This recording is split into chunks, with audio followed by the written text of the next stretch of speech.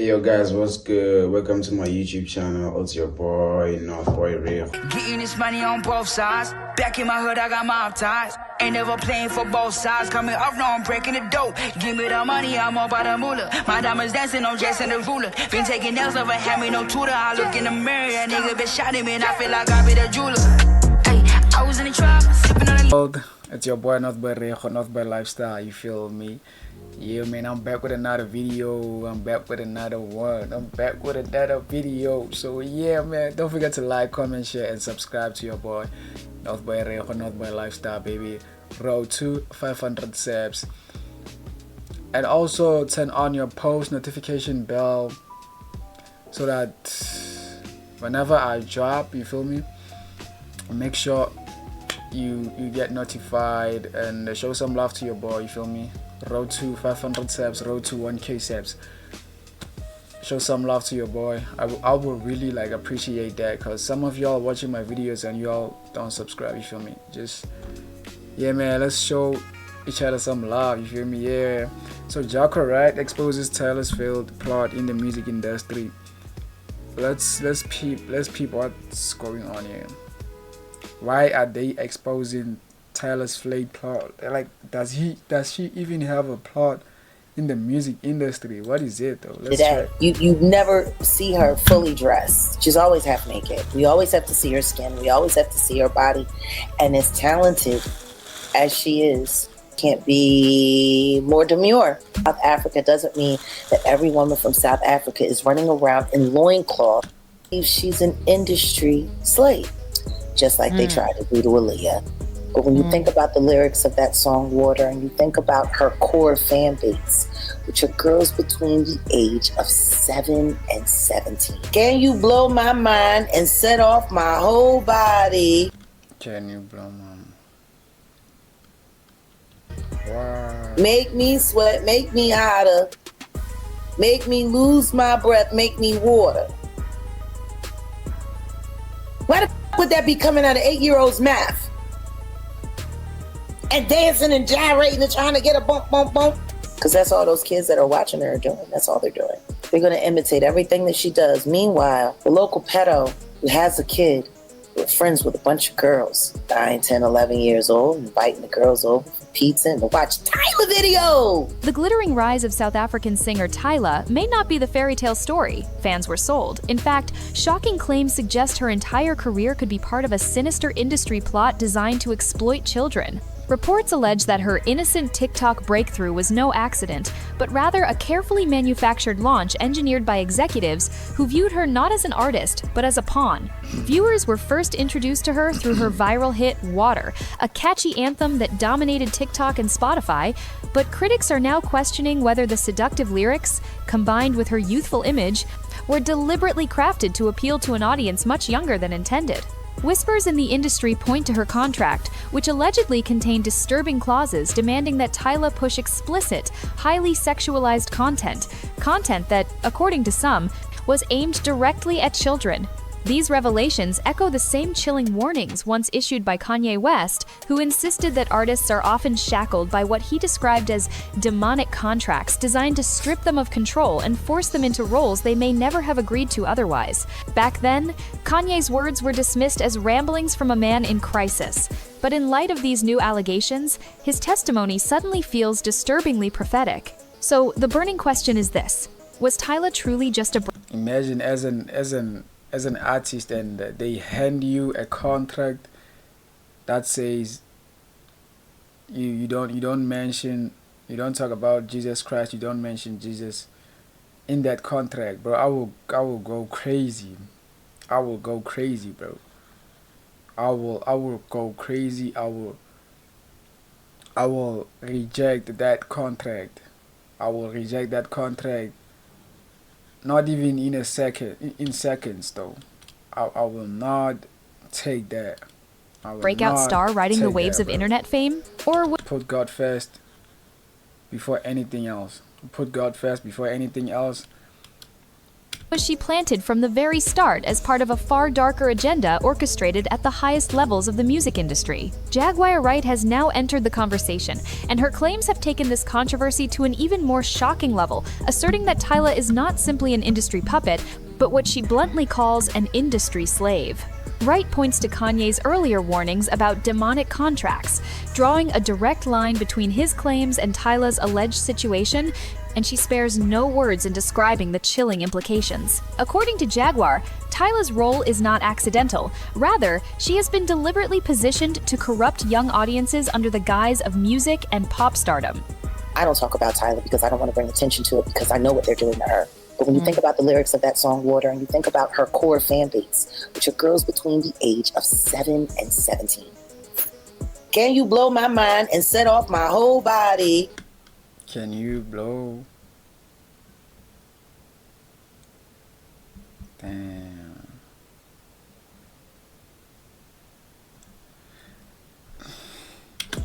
Make me sweat, make me hotter, make me lose my breath, make me water. Why the f would that be coming out of 8-year-olds' mouth? And dancing and gyrating and trying to get a bump, bump, bump? Because that's all those kids that are watching her doing. That's all they're doing. Years old, and she's one of the most highly female figures on media today. You never see her fully dressed. She's always half naked. We always have to see her skin. We always have to see her body. And as talented as she is, can't be more demure. South Africa doesn't mean that every woman from South Africa is running around in loincloth, gyrating her genitalia and her every time you see. It's like she can't even sing without popping up. I believe she's an industry slave, just like they tried to do to Aaliyah. Jaguar's words have reverberated across social media, causing fans to revisit past interviews, performances, and even her breakout song Water with a much more critical eye. What make me sweat, make me hotter, make me lose my breath, make me water, being belted out by kids as young as 8 on TikTok. Wright argues that this is no coincidence, but a calculated move by industry power brokers who want to normalize sexualized behavior in children through catchy pop culture trends. She insists that TYLA has no real freedom in her career, drawing comparisons to past artists who, she claims, were manipulated and discarded by the same forces pulling the strings now. The most chilling part of Jaguar's statement is her conviction that once TYLA has served her purpose, the industry will cast her aside just as ruthlessly as it has done to others before her. This isn't just about music anymore. Outright disaster. Yo, you know what I'm concerned about? I'm really concerned about the way she's it's like she has to falsely not wear something that's covering her body or something. Like I don't really get that though.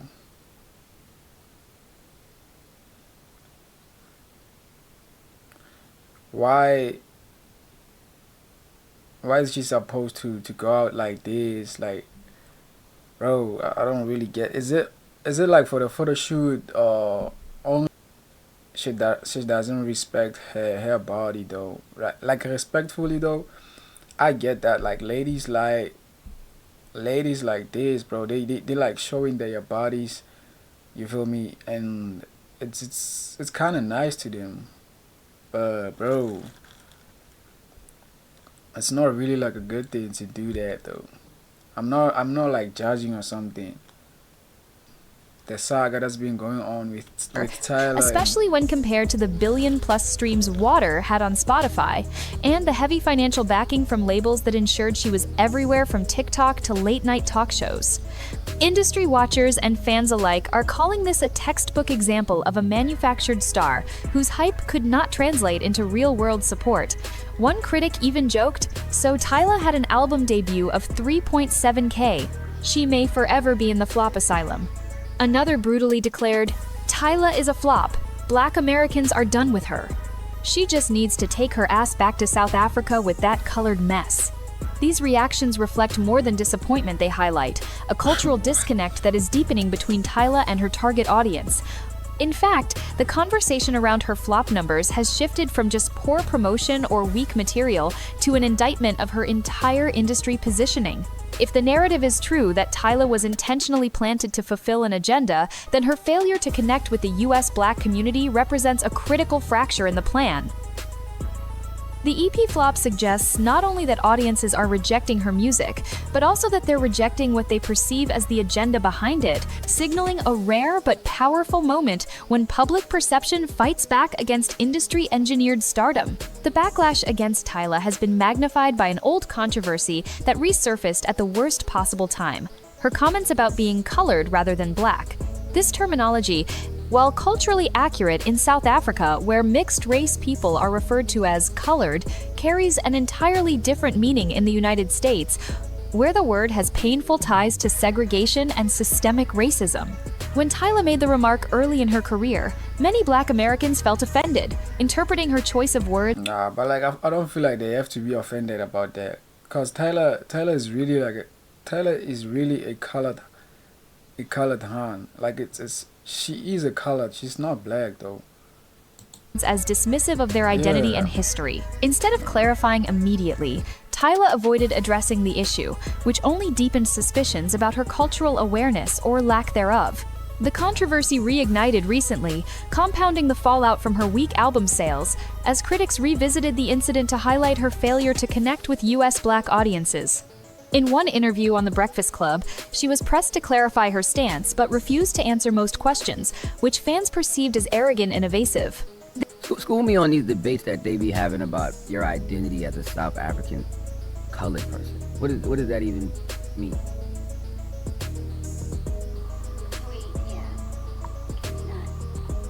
Oh, I like that. We keeping that in the interview too. I like when they talk from the back and say we can't. I like that. I like that. That's good. That's even better. All right, TYLA. Wasn't that bad, was it? No. No. Good. I'm good. Why you guys? We got some more Because the next time. label, I want you to know this for other interviews, right?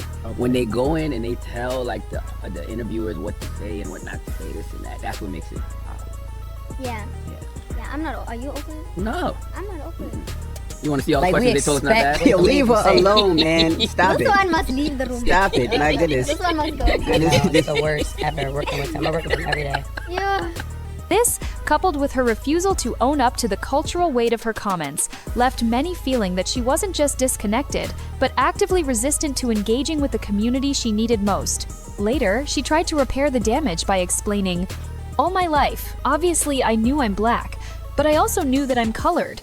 So when I went to America and people were like, you can't say that, I was in a position where I was like, oh, so what do I do? What am I then?"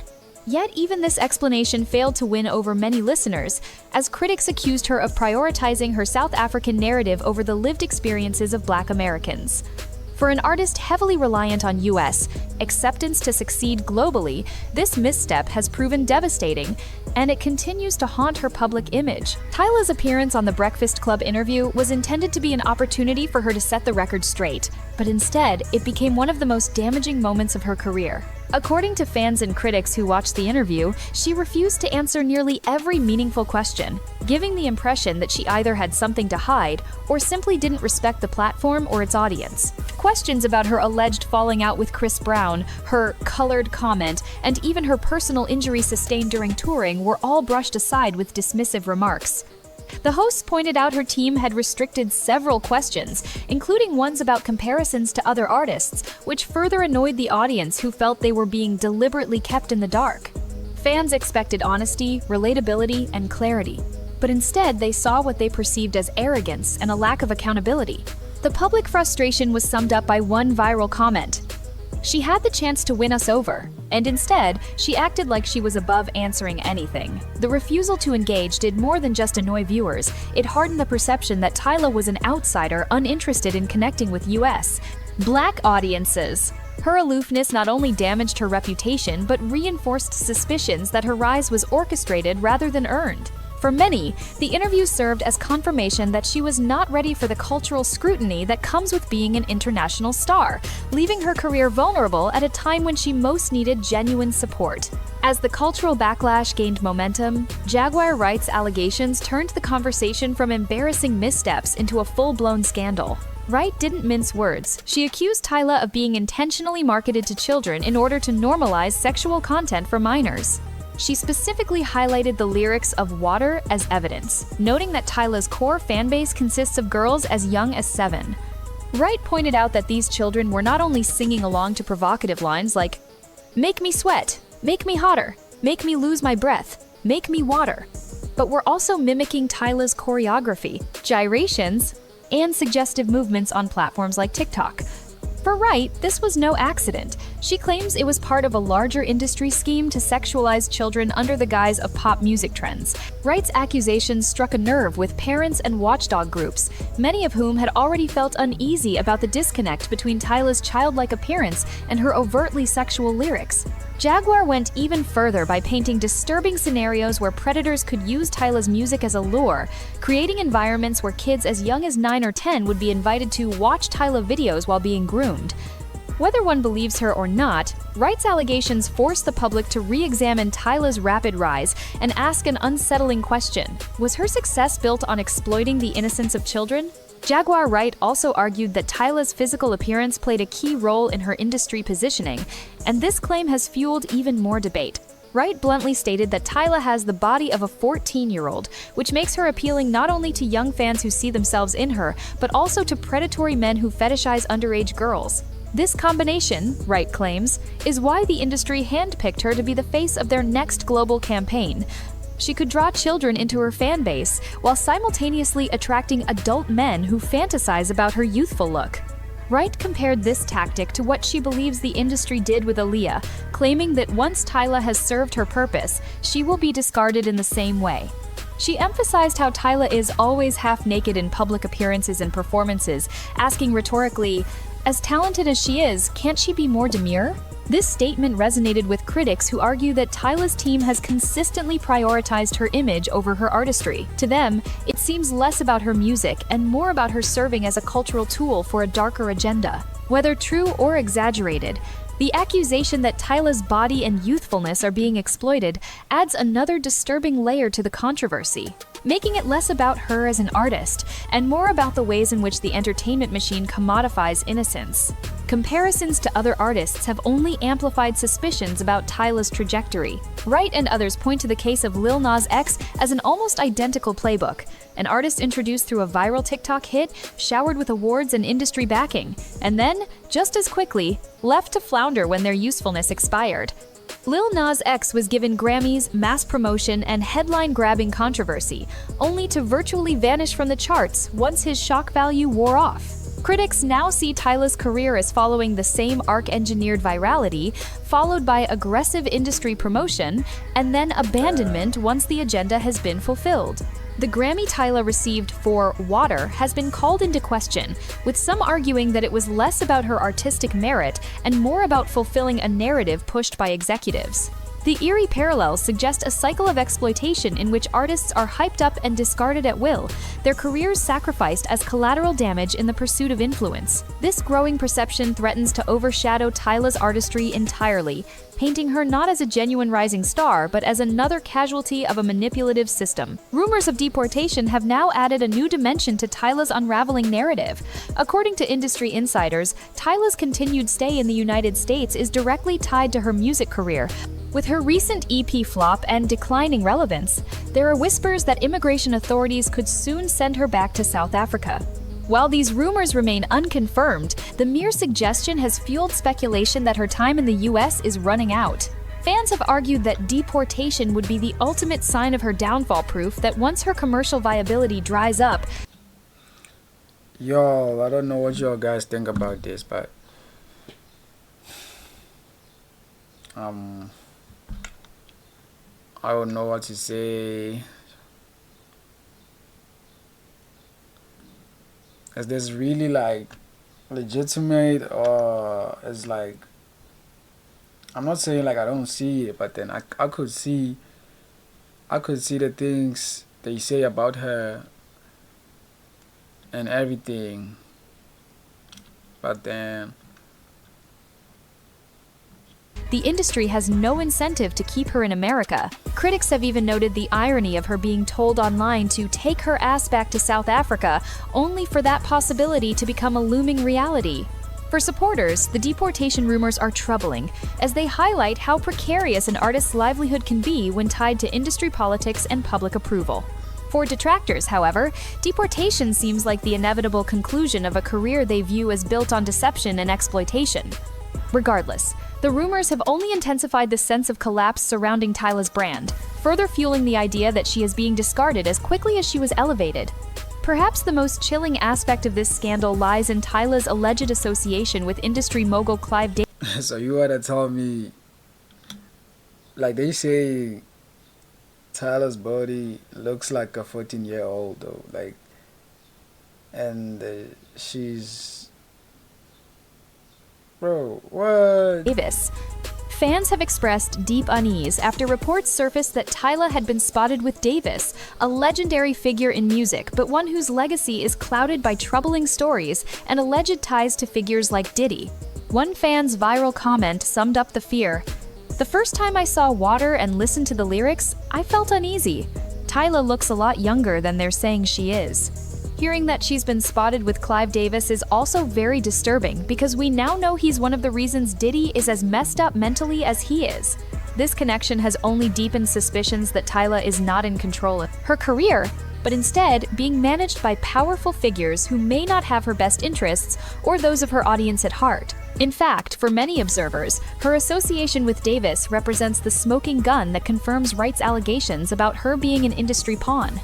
If true, it would mean that TYLA's career trajectory has been orchestrated at the highest levels, with her personal identity and artistry sacrificed in favor of an agenda that serves the interests of executives rather than fans. As Jaguar Wright's explosive claims spread, public opinion became more polarized than ever. On one side were TYLA's defenders, who insisted she was simply a young artist navigating fame, culture, and misunderstanding. They argued that much of the backlash stemmed from cultural differences, especially her controversial insistence on identifying